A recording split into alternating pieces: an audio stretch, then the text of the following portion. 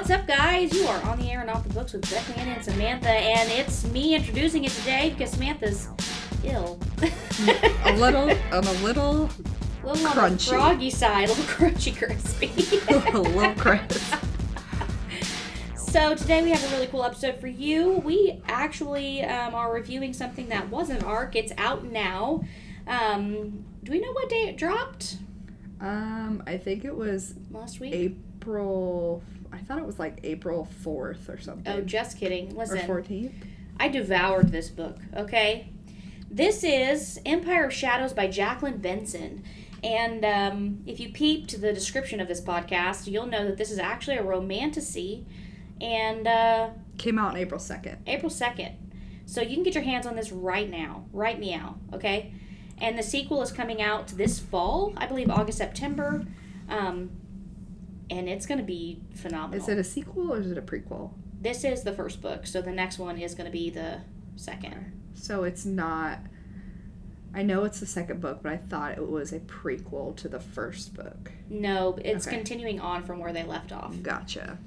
So I've already looked into it. I don't know where I saw that there was a prequel. There is in my mind, there is a prequel floating around out there. Jacquelyn, maybe there is. Let us know. Give us the deets, because I need to read that today. Like, now, today. I think my favorite part about this book, besides the cover, because the cover is stunning, is everything about it. The cover is giving, like, I don't know, it's giving everything. It's giving pastel jungle vibes. Dude, this book, okay, let me just read you the descript. And, the scrippy? The descrippy. And the little script. Okay, I don't want that. I need the description, please. Thank you. Okay, are you guys ready for this? You're not ready. All right. Nice Victorian ladies don't run off to find legendary lost cities. Or do they? Yes, they do. That's the, the drop there. Yeah. One trifling little arrest shouldn't have cost Ellie Mallory her job, but it's only the latest in a line of injustices facing any educated woman with archaeological ambitions. When Ellie stumbles across the map to a mysterious ancient city, she knows she's holding her chance to revolutionize pre-Columbian history. There's just one teensy complication. A ruthless villain wants it, and Ellie is all that stands in his way. To race him to the ruins and avoid being violently disposed of, she needs the help of a maverick surveyor, Adam Bates. Adam. A snake-wrangling rogue who can't seem to keep his dratted shirt on. Whatever. Just I picture him as, like, Kronk. No! That just is so sad to me. But, like, in a good way. In a Kronk in a good way? Yeah. I don't know. I can't stand for this. Like the good-looking version of Kronk. I mean, Kronk is like a butterface. Like, everything is cute butterface. Yeah, so it's like the good-looking version. If he was blonde. Because this guy is obviously blonde. He is not blonde, Bethann. He is. He's on the cover. No. He is literally blonde on the cover of this. He's an ashy blonde. I refuse to believe that. Well then, Jacquelyn. He's got, like, Tarzan. He looks Look, he's literally blonde. No, he looks like Tarzan. That's the bad guy. We're going to say that's the bad guy. No, it's not. Okay, no. Adam looks like Tarzan. Adam Bates is this ripped, luscious blondie with blue eyes. That's Adam. Don't tell me. Okay, we're going to fight. Why do we always disagree on the men? I don't understand. Okay, Adam Bates is a snake-wrangling rogue who can't seem to keep his dratted shirt on. But there's more than Ellie's scholarly reputation and life on the line. Her enemies aren't just looters. They're after an arcane secret rumored to lie in the heart of the ruins, a mythical artifact with a power that could shake the world. Between stealing trousers, plummeting over waterfalls, and trying not to fall in love with her machete-wielding partner, will Ellie be able to stop the Oracle of a Lost Empire from falling into the wrong hands? Dun, dun, dun. And this is the first book in the Raiders of the Arcana series. It's actually funny. So I would say that it's advertised as a romantasy, so a romance fantasy, if you don't know what that means. That's the genre mashup. But I would argue that this is more like historical romance with magical realism in it. I can see that. Like, that's more of along the lines of what's happening here. If you're looking if you're going into this thinking like fantasy, I think you'll be disappointed because that's not what's happening here. Our best descriptors are literally think Tarzan, think The Mummy. If you haven't seen that movie with Brendan Fraser, National Treasure, like Indiana Jones, Nancy Drew, but throw in like, you know, I compare it the most to The Mummy because Evie and what's his name? I can't remember what his name is. Mr. Mummy Dude. Mr. Mummy Dude, Brendan Fraser. Yeah. It's literally their dynamic, but so much more fleshed out, so much more endearing. Some places she's pretty insufferable, but not in the worst way. Like, I usually want to punch female characters in the face because I can't stand it. Like, there's just something about it that you don't like female leads. I don't. But she was actually pretty great. She had a lot of character growth. Her being super smart never overshadowed him as a character and never made me feel like she was being condescending or demeaning to him as a character because he's more like the brawn, but she still acknowledges him, and it's about them, like, finding themselves, and, like, it is such an adventure. And they talk about fountain pens. They do. I see why she likes it. That's the only reason why. Look, it's a fountain pen in this book. This book was fantastic. It's, 400 pages or something like that? 500 something pages. And I finished it. She did. She finished it fast. I smashed this book. I loved every single bit of this book. I loved the romance. Shocker. Everybody go ahead and check your pulse. Are pigs flying? Is fire falling from the sky? Yeah, because this was my romance. This was it. This was her jump into the romance sea. Exactly. And now she's going to be reading nothing but romance. I don't know about that. But this series, like, I am so ready for it to continue. If she can keep up this dynamic and this flavor for the rest of the books in this series, it's going to be one of my top favorite series of all time. Mm-hmm. She just did this so well. So bravo, Jacquelyn. You guys really have to get your hands on this for sure. Yeah, it really reminded me of, like, playing a Nancy Drew game when I was younger. And I appreciated that. 10 out of 10. I think what's also really awesome is that you do have to kind of put the pieces together, like you said. Yeah. Like, you have to go through and you have to recognize, like, what's happening. And I will say that she uses a lot of, like, Mesoamerican folklore and a lot of the different, like, I guess their tales and their literature and, like, their history, their gods and things like that. And I would say... Just keep coughing.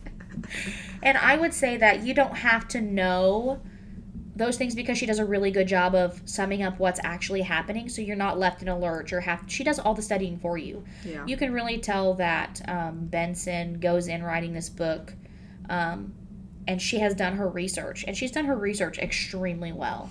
Yeah. And it's beautiful. There's different languages represented. I think there's, like, Creole in here that people speak. There's Spanish is represented. I think French Canadian is in here, and she does all of this different research and all of these different characters, diverse characters. And I think it's pretty phenomenal. And I think, Evie in the movie of The Mummy, she's British, and then Brendan Fraser is American. It's the same kind of dynamic here. So the British lady falls in love with the brute American kind of situation. Just like Tarzan. Yeah. Except for I don't know what he was. He was just hanging out with the monkeys. Like, where were they? I'm gonna have to go do Tarzan research. I don't know. I'm gonna have to watch it for research. Where did Tarzan's family come from? Siri, tell us. I mean, they had to be British too, right? You know what? So he might be actually British. He was just raised in like South America or something like that? They were British. Yeah, but where did they go to study the apes? Africa. Was it Africa? Mm-hmm. Oh. I thought it was like South America or something like that. Because of the jungles and stuff. Africa has jungles? Like big jungles? Like massive, huge... Africa's got all the jungles. It's where stupid now. Tarzan hung out in Africa. I feel like I knew that it was Africa, but... I don't know. I just feel like I've been deceived. You have. Huh. Here I am thinking they're flying through the rainforest or something. The Amazon? Yeah. Is that in Africa? No. Okay, now we have to Google it. Everybody out there is like, what is wrong with these people? It's fine. They You said already that know. his family crashed their ship, and now, bada bing, bada boom, they're in Africa. And Tarzan is now half ape. Oh my gosh, if you Google that the wrong way, there are so many poor, like, plane crashes. Okay, let's move on. Okay, anyway, Africa. So it's like that kind of dynamic, and it's phenomenal. I think it's just enough. Also for all the people who are more experienced with the romance than I am, this is considered to be I've done my research, slow burn. Slow burn, yes. So it's not going to be like any kind of instant gratification for you on that front. And it's not, I didn't feel like it was insufferable. I didn't think that it was just like, oh, well, at some point I did. I was just like, if you don't confess your feelings right now. Like, I was feeling that, but it was not a bad way. It was like, for the first time, I can see why, like, ma'am, just tell the man. Just tell the man you love him. Because you do. Like, it's just, we're adults here. We're all adults. And you just need to go up and be like, you know what? You're cute. And I like you. Confess your love. Yeah. I mean, what's the worst that could happen? Get married and have a wonderful life adventuring. Yeah. Sounds great to me. Psh, gosh, worse things could happen. So, yes, this book it's phenomenal. And like I said, she does her research. I think the dynamic between the characters are great. The representation is awesome. It also touches a lot on women's rights. Back in the day, this is, like I said, historical in a way. But it's not so heavy. You don't like historical fiction much, but you are enjoying. It didn't really focus too much on I don't know, it didn't feel women's like rights I was movement and thrown back being drowned. into, you know, the corset time and stuff like that. Right. It feels modern to me. It does. I think she does just enough. It doesn't weigh you down. It doesn't feel like the book is as long as it is. And I think that you're just as interested in the relationship that they're building just as much as you're interested in the lore that's happening, what they're searching for, what's going on. And she addresses a lot of, like, ecological things and, like, how people go and they do all these different treasure hunting and they ruin the things that they find. It's just, I think that's another reason why I like it so much, is it's so much more than just the romance. It's the whole journey. So I think you guys should really pick this up, especially from a person who hates romance, who's recommending you a romance. That's how you know this it's is revolutionary. That's how you know it's good. I mean, unless y'all are just like, this is the stupidest. Which you won't, because it's not. She did a phenomenal job. This is a 5 out of 5 for me. It's probably one of my favorite books I've read this year. Hands down. It's right up there with Starter Villain, and that's a whole different ball game. And then it's going to be, she's going to finish Fourth Wing. She's going to be like, thank you, Samantha. Thank you for doing this. For opening up my world. This world to me, and now I will read all of these books that you tell me to read. I am still at the beginning of Fourth Wing because I have to review Soul Cage by, I believe it's L.J. Schultz. I just received an advanced reader's copy for that. That releases May 28th. Please look on the blog for that. Hopefully we can get a arc of the second book. For the... Oh, yes. Let me tell you what the second book is titled. Oh, my God. I would cry. You can go on her website and order the book, or we have it here. You should just get it here. The second book in the series, like I said, is going to release... Tomb of the something, right? Tomb of the Sun King by Jacquelyn Benson. And it's going to be... So she said on her website, and this is why you've got to follow authors, guys, that the actual release date isn't going to be May of next year. It's going to be this... It's going to be in November, I think. She busted it out, yeah. She said November. It's like, it's the fall of this year. And I'm so excited for it. Yeah, you guys got to read this. And how long's that one going to be? That's a good question. Let me see if there's a length on here. Nope, no details on the length of the book, but I'm assuming it's going to be around the same amount of pages, probably. Yeah. And this is going to take place in Egypt. Obviously, Tomb of the Sun King, if that's not a giveaway. And she's going to meet up... Oh, I can't tell you that. Spoilers! Spoiler. Read the book, and then you'll know. Pause. Take a little pause. read the book. You guys got to read this. I think it's going to be great for everybody to read, too. Yeah. I think everybody's going to like it. Do it. So. Come in, pick up the book. Show some love. Jacquelyn, look at you. Thank you again for sending us an ARC. Yes, Crimson, I believe it's Crimson Fox Publishing, that sent us eARC copies of this to be able to review for your reading pleasure. Yeah. And I think that this is a big, big win. You guys need to tune in next time. We're going to be talking about other things. Hunted, I believe, is on the agenda. Yes, I think that's our next one. Yes, Darcy Coates, Hunted, so pick it up now so you have a chance to go through that. Darcy Coates is also the author of Where He Can't Find You, which is a book that we ranted and raved about. Yes. Kaylee will be joining us that episode to talk about what we think about this. I am actually almost done with this book as well, and you guys haven't even started it, and I'm on a roll! Just write that down! You are. You're busting out the books faster than me right now. I know. Well, she's sick, so I'm playing into her weakness right now. I've been coming to work and then sleeping. Not at work, but... Just so when our bosses hear this, she's like, not sleeping. I'm just in the back, like, with just my pillow and blanket. Snoring. Just taking a long snooze. Doug, if you're listening. No, she's not. That's going to be on my next review. Next evaluation. That's fantastic. Me and my Cheetos and my nap.